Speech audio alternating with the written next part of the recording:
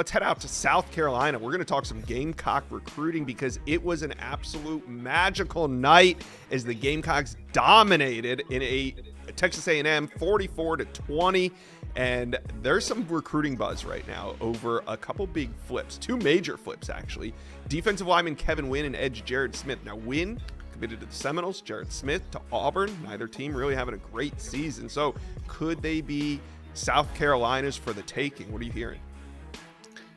Well, Kevin Wynn was back at South Carolina this weekend, and when I talked to recruits on campus, when I talked to coaches in that building, fans in the stands, they say it was the best atmosphere they've ever been in. And these are guys that have been to some of those big rivalry games, Alabama, LSU, Ohio State, Michigan in the past. So it was a special night inside Williams-Brice Stadium. They'll gladly pay Texas A&M that fine for students and fans rushing the field.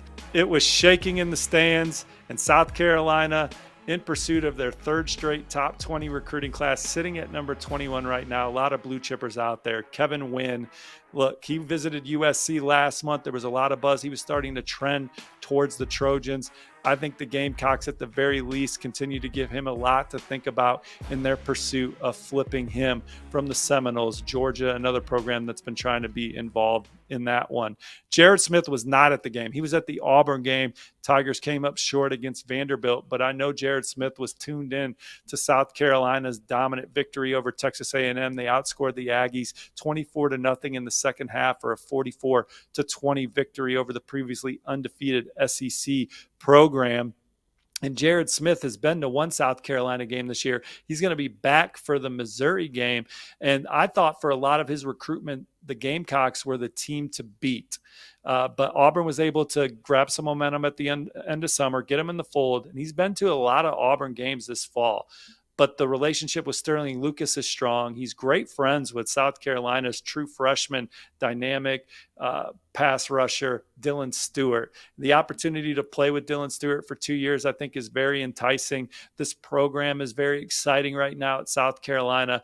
This is a recruitment that I think is going to go to the end. South Carolina is going to make it very difficult for Auburn to hang on to Jared Smith. And he's not the only one that South Carolina is pursuing. Tell me about Georgia Tech offensive line commit Damola Ejidahun, because Ejidahun had really been a primary target for Ohio State since they lost out on David Sanders Jr., and I thought it was primarily trending in this direction, but did this weekend's visit to South Carolina change any of that?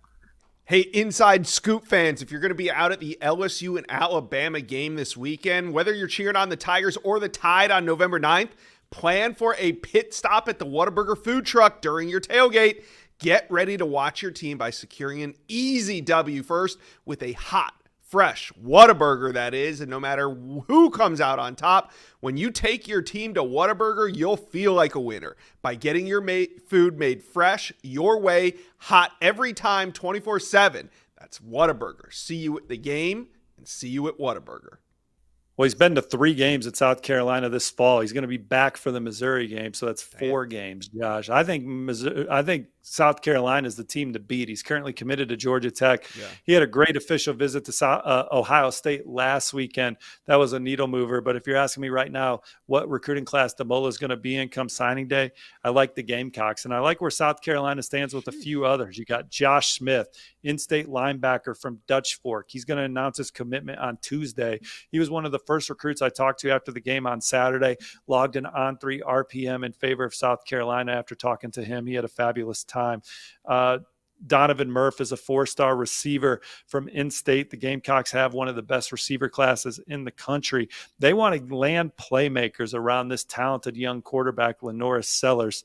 And I like where South Carolina stands with Donovan Murph. Lex Cyrus is one of their commits that Penn State's still kicking tires on, but he had a great time on campus. South Carolina, there's some buzz picking up that they could flip tight end Mike Tyler, a local recruit from LSU. The Tigers working to get him back to campus for the Oklahoma game, but South Carolina grabbing momentum with him.